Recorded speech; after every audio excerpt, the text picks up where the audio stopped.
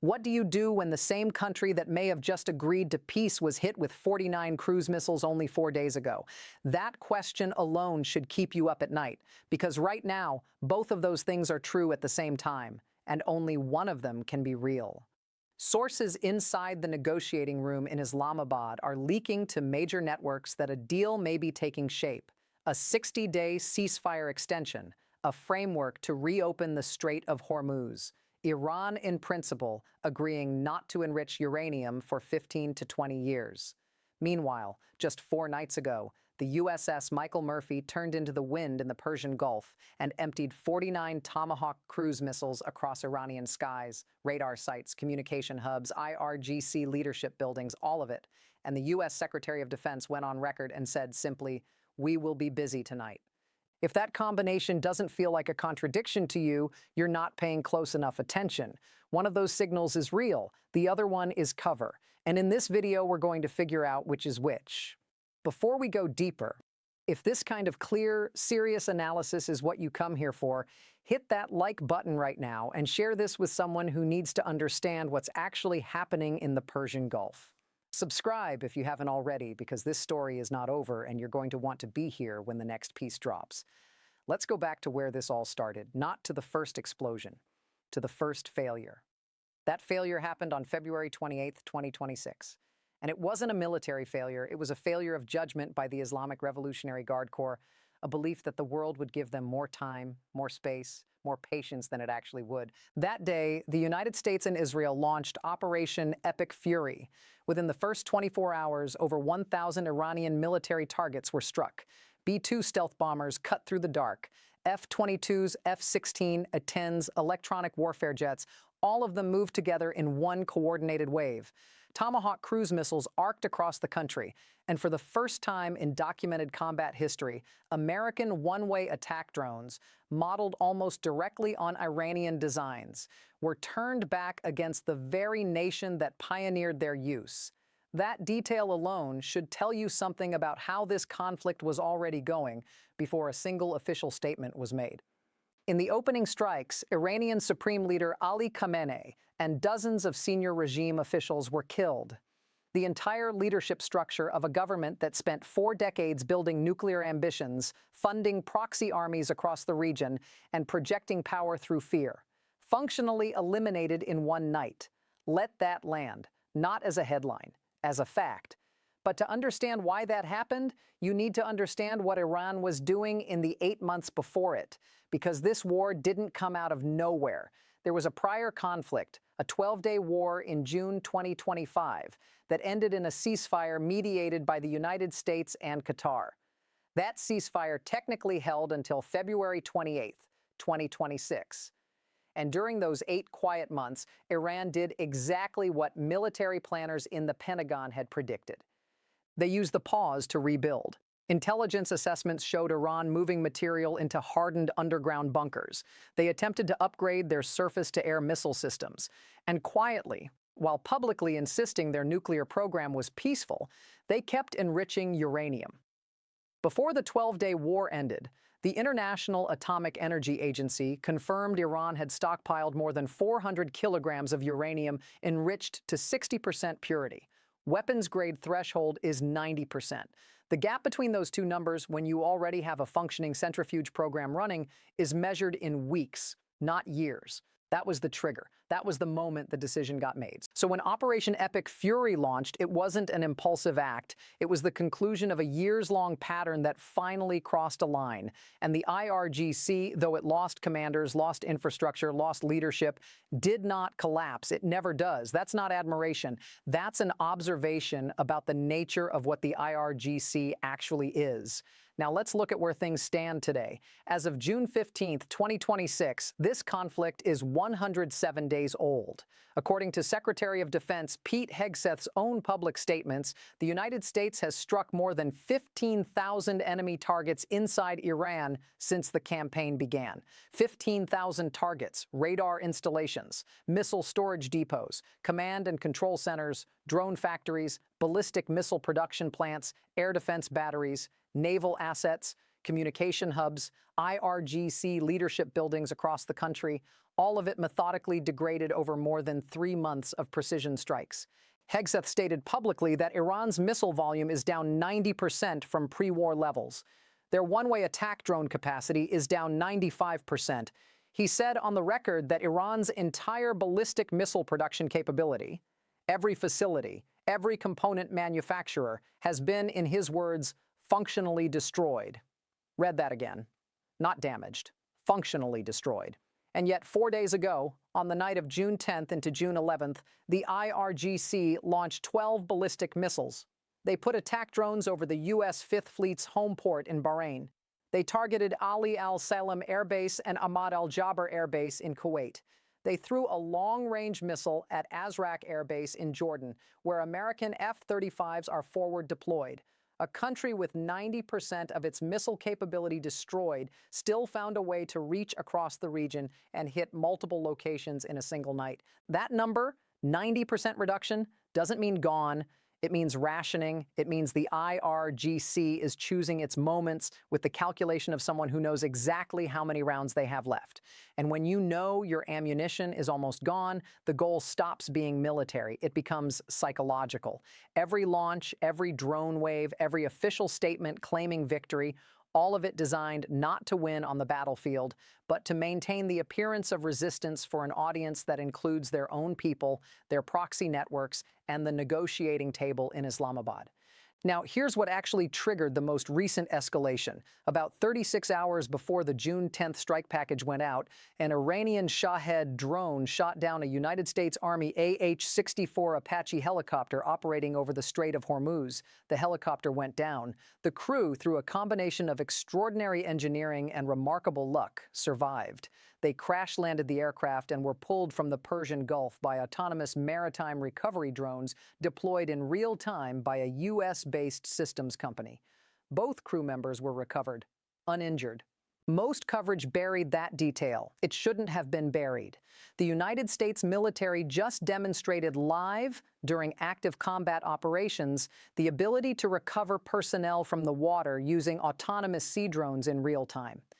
That is the future of warfare shown without announcement in the middle of a shooting war.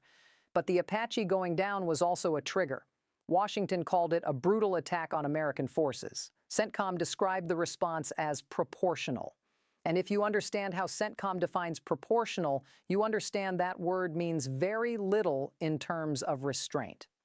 Night 1 of the American response brought precision munitions from Air Force and Navy aircraft across a ring of Iranian air defense sites, ground control stations, and radar networks spanning the entire Strait of Hormuz.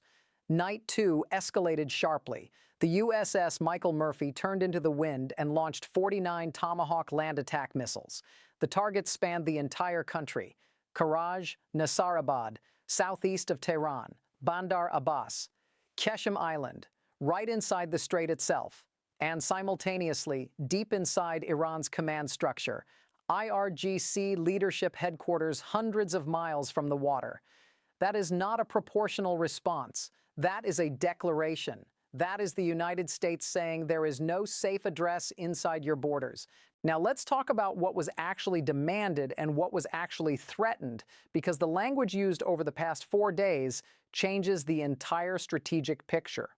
On June 11th, the president posted publicly and announced that the United States intended to seize Karg Island, a small coral island in the northern Persian Gulf, and assume total control of Iran's oil and gas exports. Karg Island doesn't look like much from the air. But before February 28, 2026, it handled approximately 90% of Iran's crude oil exports. Iran is the third largest producer in OPEC. In 2023, net oil export revenues were estimated at around $53 billion, roughly 12% of the country's entire GDP.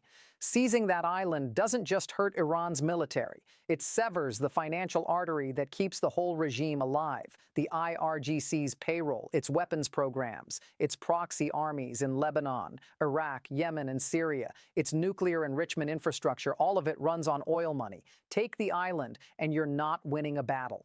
You're collapsing the economic foundation of a theocracy that has used energy wealth to fund 4 decades of regional instability. That was announced publicly on June 11th. Hours later, the president walked it back, citing ongoing discussions with the Islamic Republic. The announcement of a potential deal followed shortly after. That sequence threatened to seize the oil hub, watch Iran respond, announce a deal. That is not coincidence. That is leverage deliberately applied at the exact pressure point, because here's what Iran was asking for at the negotiating table: full war reparations from the United States, complete withdrawal of American military presence from the entire Middle East, and the internationally recognized right to continue developing its nuclear program. Every single one of those demands is a non-starter, and every single one of them was designed to be, because the IRGC's goal was never a genuine settlement. Their goal was to use the ceasefire the same way they used the last one: pause, reconstitute, rebuild, and emerge in a stronger position than when they entered. The Karg Island announcement wasn't a negotiating position.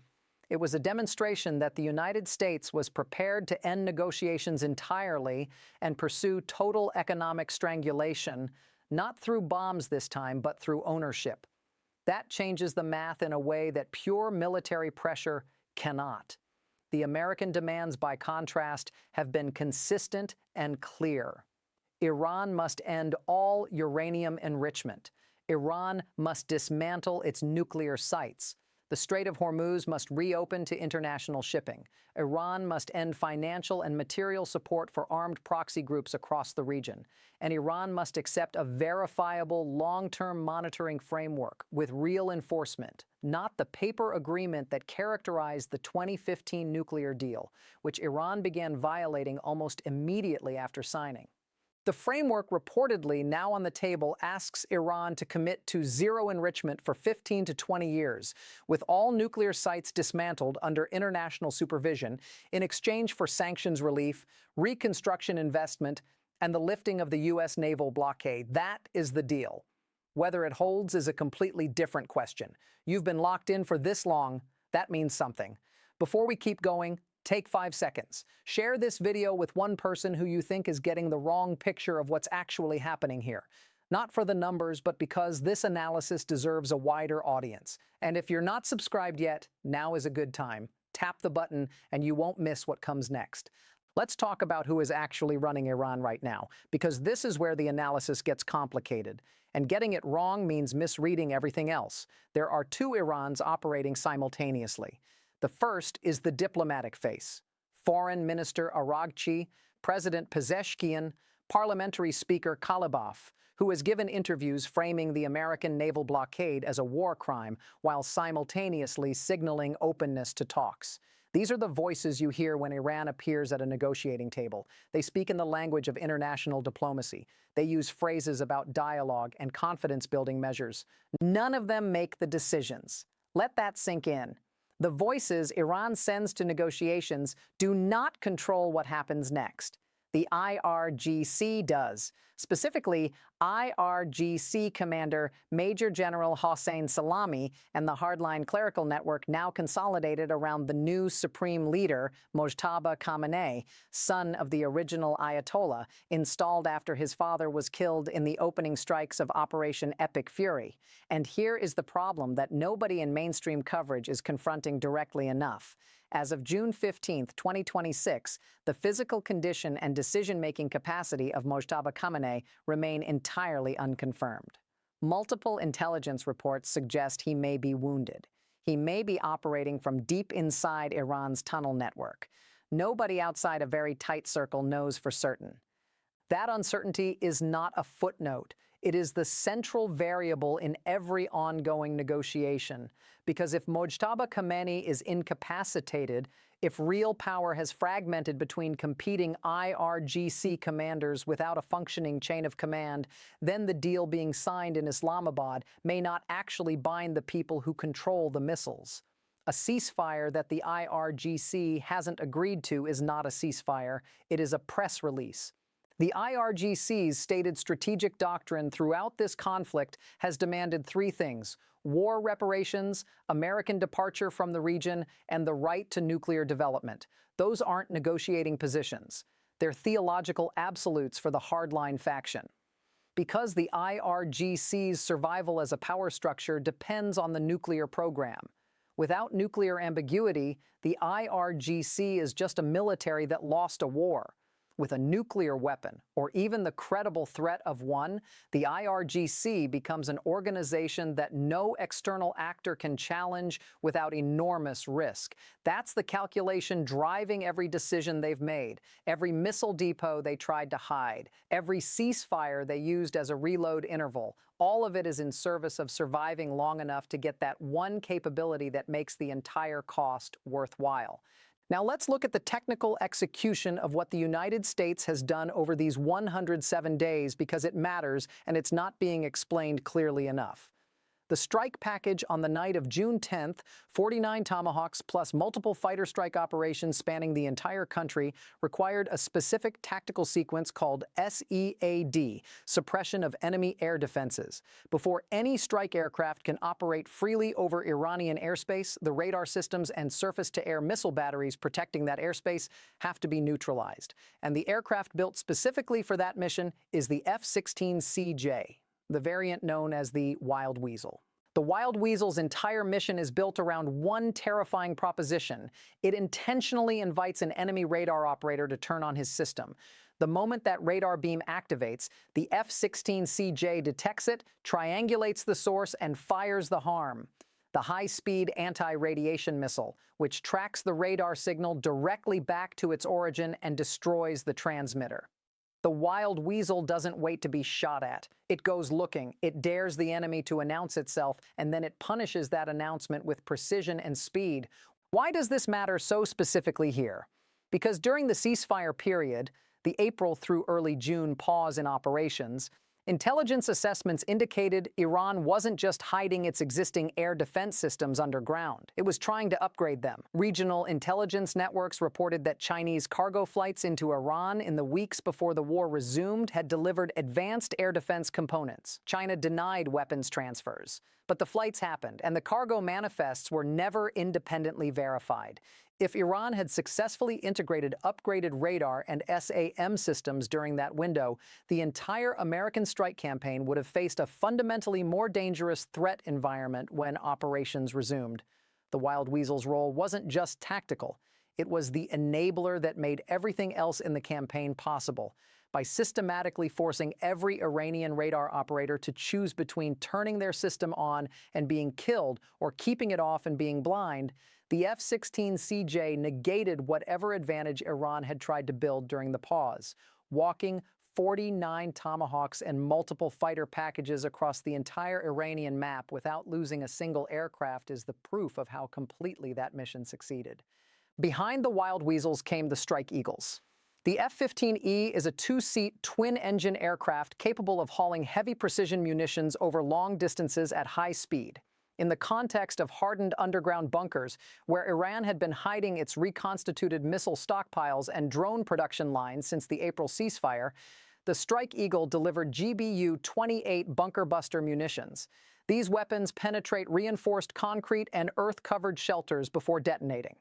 The IRGC moved everything valuable underground during the pause, believing depth was their insurance policy. The GBU-28 is the answer to that calculation. There is no depth at which a hardened facility is safe from American precision strike capability, provided American intelligence can find the location. F-35s operated in a surveillance and battle management role, tracking IRGC movements in real time and feeding targeting data across the network. Off the carrier decks of 4 deployed U.S. Navy carrier strike groups, F/A-18E and F Super Hornets ran their own surgical strike packages against coastal targets, Strait of Hormuz infrastructure, and naval assets. This is what a fully integrated American air campaign looks like. Not a single platform doing one thing, an interlocking system of specialized capabilities stripping away an adversary's defenses in sequence before delivering the final blow. And that system ran without pause for 107 days. The Marine Expeditionary Unit, forward deployed to the region and approximately 5,000 Marines in theater, represents the ground dimension of this pressure. They haven't been committed to an assault, but they don't need to be. Their presence is visible, credible, and impossible for IRGC planners to ignore. According to former CENTCOM Commander Joseph Votel, seizing Karg Island would require roughly 800 to 1,000 troops to physically take and hold. Those Marines are not there by accident. On the financial track, the picture is equally devastating for Tehran. The U.S. naval blockade of Iranian ports, implemented from April 13th through May 29th and continuing in modified form through the ceasefire period, has cut off the vast majority of Iranian crude exports. Before the war, Iran exported oil at a rate generating approximately $500 million per day in government revenue.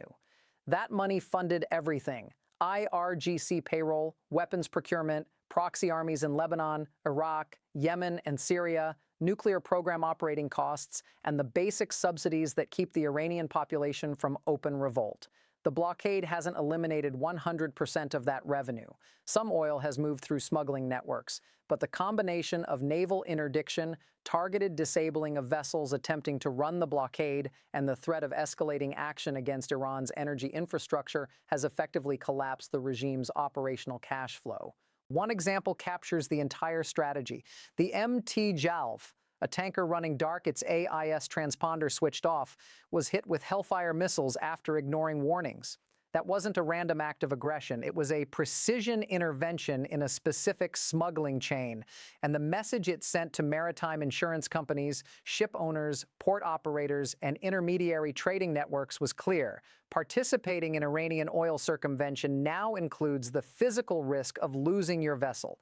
The black market premium for moving Iranian crude has spiked to levels that make the trade economically unviable for most participants. The Karg Island announcement on June 11th was the final step in that logic. Don't just strangle Iran's oil exports. Seize the mechanism of export itself. That is not sanctions. That is economic decapitation. And while the financial and military tracks ran simultaneously, the psychological track has arguably been the most sophisticated element of the entire campaign. Here's why that matters.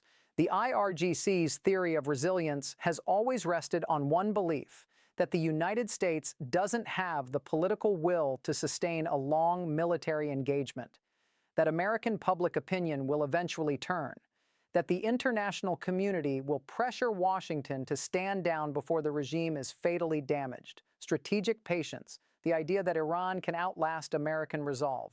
What the past 107 days have demonstrated is that this doctrine simply doesn't apply to the way this war is actually being fought. The current approach doesn't require large-scale ground force commitments. It doesn't produce mass American casualties. It doesn't depend on a politically unsustainable occupation. It is a precision air and maritime campaign that destroys Iranian military capability while keeping American personnel risk at a level the domestic political environment can sustain indefinitely. The IRGC was prepared to fight the kind of war they saw America lose in Iraq. Instead, they got something fundamentally different. And the psychological effect of discovering that your entire theory of resistance doesn't match the actual conflict you're in, that is one of the most disorienting things that can happen to a military force. Here's the most important signal the psychological track is producing right now. Early in this conflict, back in February and March, the IRGC launched missile and drone barrages of extraordinary scale, hundreds of projectiles per wave, aimed at multiple allied nations simultaneously, designed to overwhelm air defense systems through sheer volume. The IRGC's own statements claimed those waves reached their 78th iteration by late March. Now, in early June, they are launching 12 ballistic missiles per wave, spaced days apart, aimed at a single target set. That is not escalation. That is depletion management. A force executing a strategy chooses its moments for maximum effect. A force managing depletion chooses its moments based on what it can still afford to spend. The IRGC right now is not choosing targets based on what will hurt the most. It is choosing based on what it can launch without running out. That shift in behavior tells you more about the actual state of Iranian military capability than any official statement ever could. This brings us to the most important structural question, the one that should be at the center of every analysis but largely isn't. The deal reportedly taking shape in Islamabad, 60-day ceasefire extension, reopening of the strait, commitment to nuclear dismantlement in principle, rests on a single assumption, that the entity agreeing to the deal is the entity with the power to enforce it, and that assumption may not be true. Iran's diplomatic apparatus can sign a document. It cannot necessarily control what the IRGC does the morning after signing. The IRGC has violated every ceasefire, every informal understanding, every diplomatic signal throughout this entire conflict. The April 8th ceasefire, mediated by Pakistan, agreed by both sides, violated by the IRGC within hours of going into effect. The extended ceasefire announced on April 21st, violated repeatedly, most recently with the downing of the Apache around June 9th and the subsequent 12-missile barrage against Allied bases. A ceasefire the IRGC treats as a reload interval is not a ceasefire. It is a pause in kinetic activity while ammunition is counted and plans are revised. The structural risk that isn't being discussed clearly enough is what happens the day after the deal is signed. What happens if the IRGC's hardline faction, potentially operating now under fractured command, with the supreme leader's condition unknown, decides the agreement is illegitimate and acts accordingly? What happens when Iran's first post-deal uranium enrichment report comes back to the IAEA and the numbers don't match the commitment? What happens when the first commercial vessel transiting the newly reopened strait gets boarded by an IRGC fast attack unit that either didn't receive the ceasefire order or simply chose not to follow it? These aren't hypothetical scenarios dreamed up to fill airtime.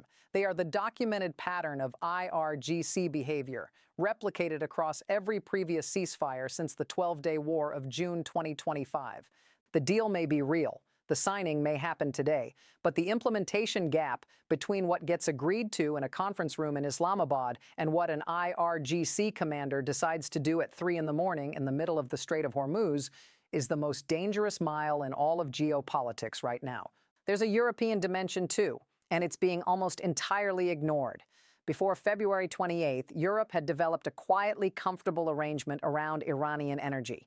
Complex trading relationships, premium pricing built into Brent crude futures, and diplomatic accommodation that let European governments maintain economic ties with Tehran while publicly criticizing Iranian human rights abuses. That arrangement is now in crisis. European energy markets have been severely disrupted by 107 days of strait instability. If the deal holds, if the strait reopens, if nuclear dismantlement begins, Europe has enormous incentive to support the agreement and pressure Iran toward compliance. A Europe that is desperate for Persian Gulf energy stability becomes a Europe far more willing to align with American enforcement mechanisms than at any previous point in recent history. The Karg Island threat wasn't just aimed at Tehran. It restructured European incentive structures at exactly the moment when those incentives mattered most. Before the final piece of this analysis, if you've made it this far and this content is giving you something the other coverage isn't, do one thing: drop a comment below and tell me what you think the IRGC actually decides to do next. Your read matters. And subscribe if you want to be here when the answer becomes clear. So here is where everything stands. 49 Tomahawk cruise missiles launched 4 days ago. A potential deal announced today. Those two realities cannot both be the story of a conflict winding down normally. One of them is a performance. The question has always been, which one? Consider the sequence one more time. The United States publicly threatens to seize Karg Island, Iran's oil lifeline, the artery that funds everything the regime does. Iran scrambles. Hours later, a deal framework emerges. That sequence is not coincidence. It is the application of maximum economic and psychological pressure at the precise moment when the other side is running out of options. But then you have to ask the harder question: is Iran's diplomatic flexibility genuine capitulation, or is it a tactic to halt the destruction long enough to reconstitute one more time? The IRGC has used every previous pause exactly that way.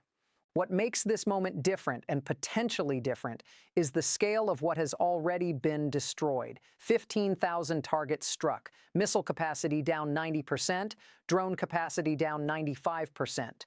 ballistic missile industrial base functionally eliminated, a supreme leader whose physical condition is unknown, an IRGC command structure that may be fragmented and operating in underground facilities without full coordination. The IRGC has always bet on its ability to survive and come back. The question that nobody can definitively answer right now is whether the damage done over 107 days of sustained precision campaign has finally crossed the threshold where reconstitution isn't possible, not in any time frame that matters. The USS Michael Murphy may have fired the last major Tomahawk salvo before an agreement that reshapes the Middle East for a generation. Or it may have fired the last salvo before the next ceasefire violation that sends everything back into full operational tempo.